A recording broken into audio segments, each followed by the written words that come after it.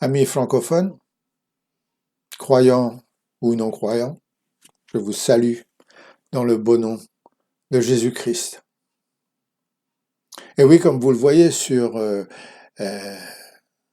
cette peinture que j'ai mis là devant moi, vous savez tout de suite de qui je vais parler, de David et de sa bataille contre Goliath.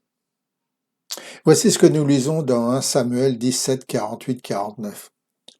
David courut sur le champ de bataille à la rencontre du Philistin. Il mit la main dans sa gibecière, il prit une pierre et la lança avec sa fronde. Il frappa le Philistin au front et la pierre s'enfonça dans le front du Philistin qui tomba, le visage par terre. Ce sont ici les promesses de Dieu pour vous et pour vos enfants. Romains chapitre 8, verset 37. Mais dans toutes ces choses, nous sommes plus que vainqueurs par celui qui nous a aimés. Genèse chapitre 4, verset 7, nous lisons « Certainement, si tu as agi mal, le péché se couchera à ta porte et ses désirs se porteront vers toi. Mais toi, domine sur lui. » Dans Apocalypse chapitre 2, verset 7, nous lisons « À celui qui vaincra, je donnerai à manger de l'arbre de vie qui est dans le paradis de Dieu. » Et encore, dans l'Apocalypse, chapitre 3, verset 5, nous lisons « Celui qui vaincra sera revêtu de vêtements blancs. Je n'effacerai point son nom du livre de vie, et je confesserai son nom devant mon Père et devant ses anges. » David and Goliath. Voilà une image bien impressionnante, n'est-ce pas? David et Goliath. Quelle bagarre en prévision! Elle semble bien inégale, cette bataille, ne trouvez-vous pas? L'âge de l'enfant par rapport à celle de l'adulte, la taille de ce géant comparée à celle du jeune homme, l'armement de Goliath et celui de David, le professionnalisme du guerrier face à l'amateurisme de l'autre. D'un côté, la violence de la guerre et de l'autre, la sérénité qu'apporte la garde des moutons. D'un côté, conflit, disputes, querelles, troubles, meurtres et inquiétudes. De l'autre, tranquillité, calme, quiétude et paix. Que choisir? Ici, mes amis, c'est une question de vie ou de mort. Goliath n'a aucune pitié pour le jeune homme. Une fois qu'il l'aura tué, il le donnera aux oiseaux de proie pour picorer son corps et aux bêtes sauvages pour dévorer ses entrailles.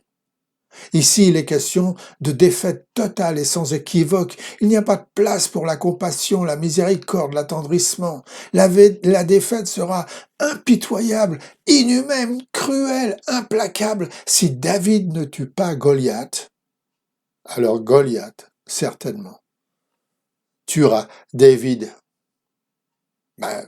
Toute sa vie, Goliath a tué sans pitié hommes, femmes et enfants à volonté. C'est tout ce qu'il sait faire. C'est ce qu'il fait de mieux. C'est un perfectionniste en la matière, le parfait exterminateur, une vraie machine à tuer.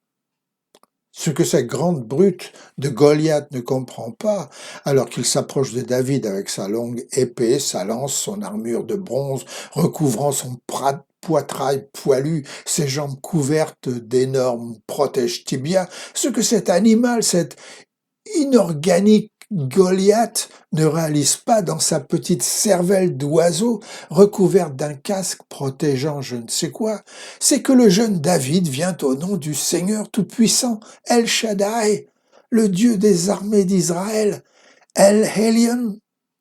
Il vient au nom de Elohim, le suprême créateur des cieux et de la terre.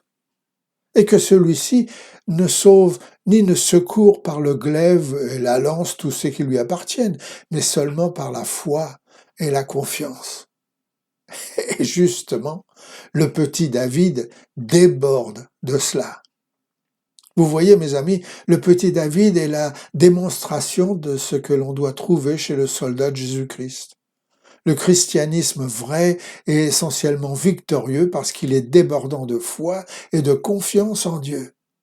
Mais ce n'est pas de victoire contre une personne ou un animal comme celle que remporta Samson sur un lion féroce dont je veux parler en ce jour, mais bien plus féroce que le plus féroce des animaux, bien plus brutal que le plus brutal des êtres humains, bien plus destructeur qu'un virus ou qu'une bombe atomique. Je veux parler du péché. Comment puis-je être libre de ce mal, non seulement qui m'attaque au dehors, mais qui me malmène au dedans dès mon plus jeune âge? Regardons encore, si vous le voulez bien, David face à Goliath. Voyons-nous chez lui de l'affolement, de la crainte? Tremble-t-il de peur? Ses genoux épouvantés jouent-ils des maracas? S'entrechoquent-ils? Ses dents claquent-elles de terreur devant l'immense Goliath? Voyons-nous une sueur froide baigner son visage? Lit-on un soupçon d'angoisse chez le petit David? Non. 1000 fois non. Mais sans peur, avec foi et confiance, avec l'assurance que le Dieu d'Israël est avec lui, David prend dans son sac une pierre qu'il lance dans sa fronde, qu'il place dans sa fronde, et la lance de toutes ses forces et fait éclater l'os frontal de Goliath, qui s'écroule raide mort, face contre terre. Et si vous voulez vaincre les forces du péché en vous et autour de vous aujourd'hui, la pierre qu'il vous faut, mes amis, c'est cette pierre vivante rejetée par les hommes et choisie et précieuse devant Dieu. C'est cette pierre que le prophète Daniel vit lorsqu'elle brisa la statue orgueilleuse faite de fer, d'argile, d'airain, d'argent et d'or dans l'Ancien Testament. Mes amis, cette pierre indispensable à la vie de tout être humain, c'est Jésus-Christ. Il est le rocher de notre salut. Il est le rocher de votre salut. Il est la pierre de tous les petits David qui ont mis leur confiance en Dieu et qui proclament vaillamment le nom de Jésus-Christ lorsqu'ils sont attaqués par des tentations comparables à Goliath. Alors, mettez votre foi pleinement en lui. Et quand vous serez tenté, résistez aux tentations par la puissance de Christ et de son Saint-Esprit en vous. Allez, Dieu vous bénisse.